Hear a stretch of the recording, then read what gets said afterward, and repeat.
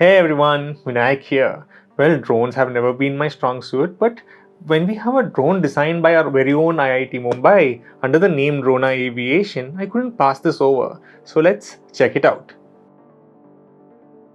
Here's the package from Drona Aviation, shipped via Vama ship. They're taking the Made in India tag quite seriously. Let's open it up, shall we? Here we are. This is the Pluto 1.2 drone. It comes in parts, hence the build moniker. This was developed in IIT Mumbai by Drona Aviation.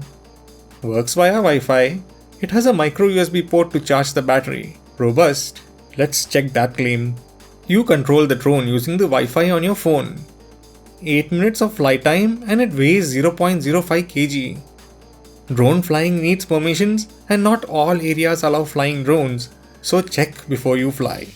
In the box, we have a manual, the frame with canopy, a rookie pilot badge, a battery, the Primus V4 flight controller board, motors, extra propeller guards, propeller tool, and propellers. The print in the manual is not that clear. It should have been more crisp. The images look very fuzzy. For a first-time drone assembler, this is very important. But the drone is not very complex and can be put together relatively easily. So first, we have the flight controller. We install the rubber dampers on the 4 corners. These are the dampers which would help with vibrations. One for each corner. Notice this arrow. This is the front of the board, which would align with the arrow pointing to the front on the frame. Remove the canopy off the frame.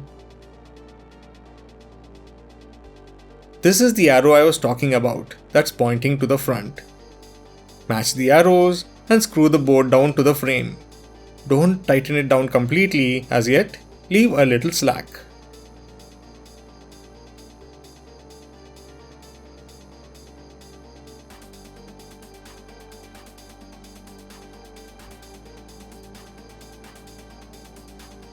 Done.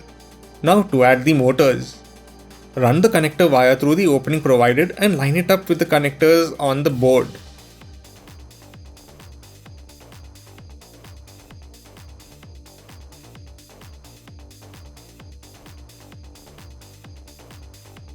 Do it for the other 3 motors too and run the wire through the groove provided to keep it neat and out of the way of the propellers. Using the prop tool, push down the motors into the socket. The same for the remaining. This ensures the motors are mounted properly and won't pop off during flight. I kind of managed to keep the wires within the sockets, don't judge me. The canopy has hooks which would wiggle in between the screws and damper, so flex it and install between and then tighten the screws. Propellers are of 2 types, A and B. Make sure which one goes where and attach them to the motors. It's basically from the front ABPA when reading left to right. And now for the battery. Slide it in from the front and connect it to the board.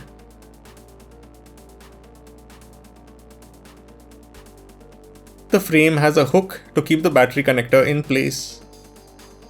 A micro USB port is available at the back to charge up the battery. So let's do that first.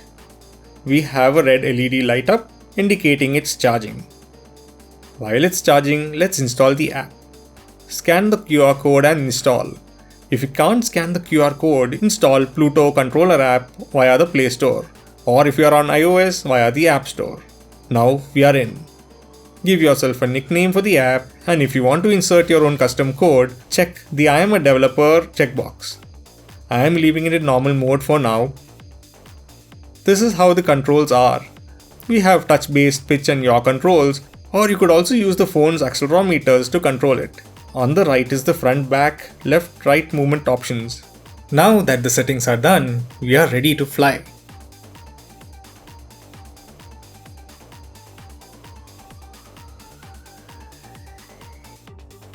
A switch on the side is used to turn the drone on or off. The drone has its own Wi-Fi, so connect to it, get the Wi-Fi password by registering online using the link provided on the inside of the box. we need to calibrate the accelerometer and magnetometer, so do that first. Now let's check the motors. Motor 1, Motor 2, Motor 3, Motor 4. And now all of them. Looks good. The drone looks quite cool. Now that I'm connected, let's arm, which allows the motors to activate, and we have this takeoff button. Tap on takeoff. Look at that lift, it just flew up quite fast. It doesn't hover in one place, and a little gust would move it from its position. You will need to keep a very sharp eye, as the drone would suddenly be pushed while flying, sending it crash landing into other people's houses. It's best if you have a large open area to fly. The propellers are not very strong and the guards don't help keep it safe. I broke 2 already. You do get 2 more replacements in the box, so hope we learn to fly before that. The controls via the phone takes a bit getting used to, but once you're managed to, it's quite fun to fly. But it does have a steep learning curve. The drone was quite fun to put together and also fly. Using the Cygnus IDE, you can make your own enhancements and modifications to the code via Pluto blocks if you're into it. You should understand that the external factors are also affecting the performance of the drone. Not only that it could not hover in one place properly, but it could be attributed to it being blown away around as it's quite light. And also make sure to calibrate the accelerometer and the magnetometer before flying. Control range looked good. I didn't fly it too high in fear of losing it, but I could fly it quite a distance away with no signal loss. A great starter project for kids and adults alike, but I would have liked the propellers to be stronger and the propeller guards to be 360 degrees around it. It could hamper the performance though, so that might be the reason it is designed this way. So better to add more propellers to the box is my suggestion to Drona Aviation. A higher end model, the Pluto X, is also available, which is crash resistant and also has a camera. If you like to tinker, give this drone a try. If you want something stable and ready to fly, maybe you'll have to look elsewhere. So that was the video. If you have any questions, do write into me at tech@talkingstuff.net, or you can WhatsApp me at 96525788833. Also make sure to like, subscribe, and also hit the notification bell to be notified when new videos are added. Thank you for watching and see you all next time.